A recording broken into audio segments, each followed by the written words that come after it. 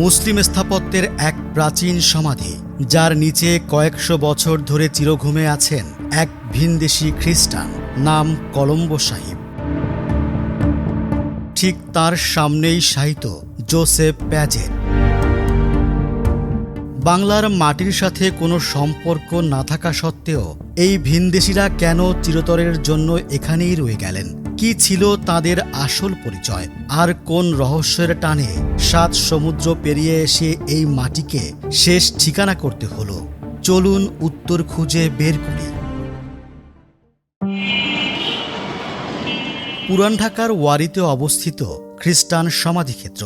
১৬০০ সালে প্রতিষ্ঠিত এই সমাধিক্ষেত্রের বয়স ৪০০ ছাড়িয়েছে।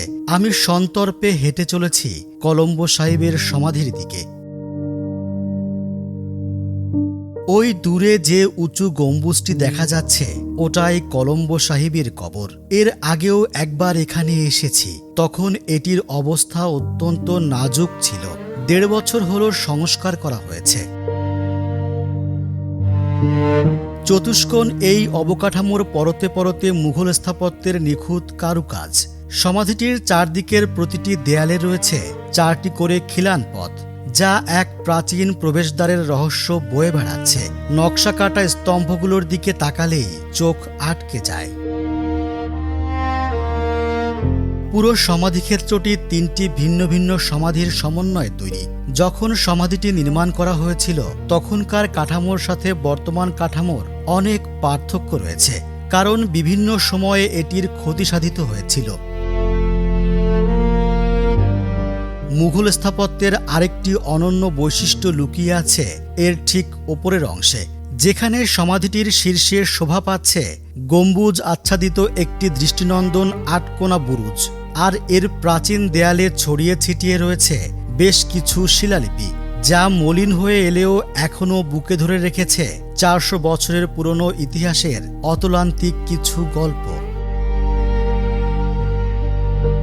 মুঘল স্থাপত্য রীতি হওয়ায় এই সমাধিটি সংস্কারের সময় ইটের গুঁড়া আর চুন ব্যবহার করা হয়েছে। চুনের অনুপাতের ওপর নির্ভর করে এটি গাঢ় লাল হবে নাকি হালকা লাল। আর উপকরণগুলো জমাট বাঁধানোর জন্য কলাইয়ের ডাল, গুড়, সুপারির কষ ইত্যাদি ব্যবহার করা হয়েছে। কলম্বো সাহেব কে ছিলেন তা নিয়ে এখন পর্যন্ত সঠিক কোনো তথ্য পাওয়া যায়নি।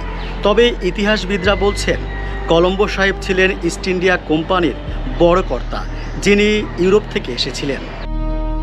বাংলায় একসময় পর্তুগিজ, ওলন্দাজ, ফরাসি কিংবা ইংরেজদের বসতি ও জমজমাট ব্যবসা থাকলেও কলম্বো নামটির সাথে এদের কারো সরাসরি জাতিগত মিল পাওয়া যায় না। ভাষাতাত্ত্বিক দিক থেকে কেবল পর্তুগিজ ভাষায় কলম্বাস শব্দটি কলম্বো হিসেবে উচ্চারিত হয়, এবং এই পদবীধারী কিছু মানুষের বসবাস এখনও আমেরিকা ও কানাডায় দেখা যায়। তবে এই সমাধির নিচে শায়িত ব্যক্তিটি আসলে কে, তা নিয়ে গবেষকদের মধ্যে রয়েছে রোমাঞ্চকর ভিন্ন ভিন্ন মত। ঢাকায় বসবাস করা ব্রিটিশ প্রত্নতাত্ত্বিক টিম স্টিলের মতে এই নামের রহস্য লুকিয়ে আছে ভূগোলে। তিনি মনে করেন এই ব্যক্তি আদতে শ্রীলঙ্কার কলম্বো শহর থেকে বাণিজ্য করতে বাংলায় এসেছিলেন।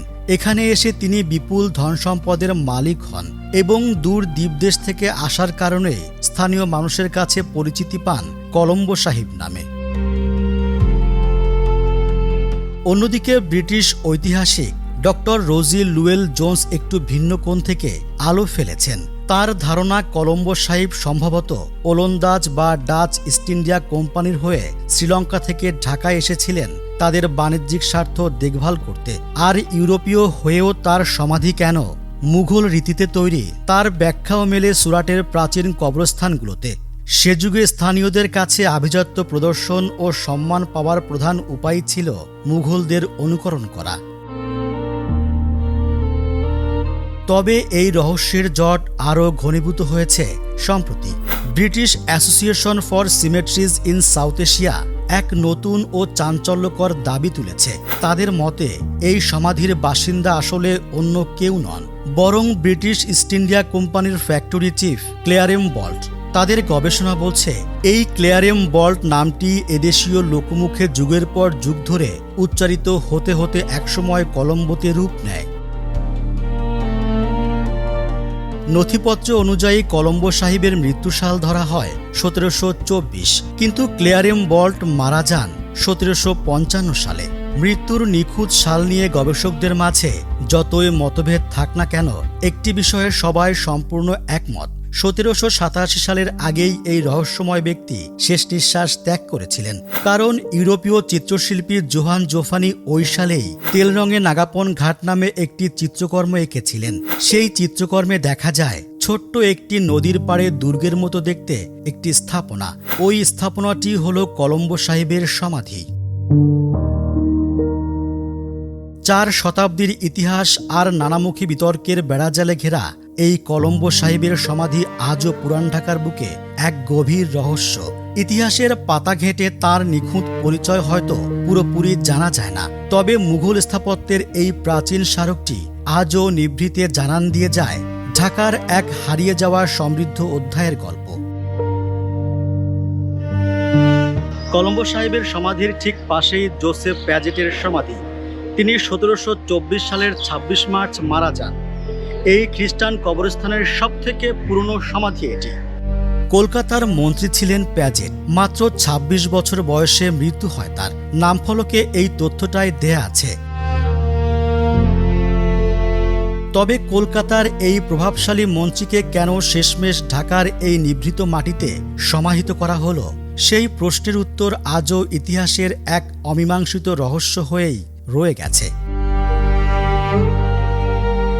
কবরটি একটি উঁচু আয়তাকার এবং সাদা রঙের পাকা কাঠামো দিয়ে বাঁধানো।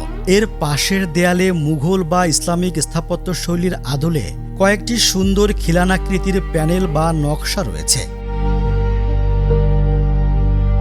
7 সমুদ্র পেরিয়ে আসা কলম্বো সাহিব আর জোসেফ প্যাজেট দুটি ভিন্ন জীবন, কিন্তু শেষ ঠিকানা মিলেছে একই মাটিতে। তাদের নিখুঁত পরিচয় আজ ইতিহাসের পাতায় অস্পষ্ট হতে পারে, তবে পুরান ঢাকার বুকে এই প্রাচীন সহাবস্থান আজও সাক্ষ্য দেয় এক গৌরবোজ্জ্বল অতীতের। পরিচয় বা দেশ যাই হোক না কেন, এই ভিনদেশীরা এখন আমাদের এই ঢাকারই এক অনন্ত রহস্য।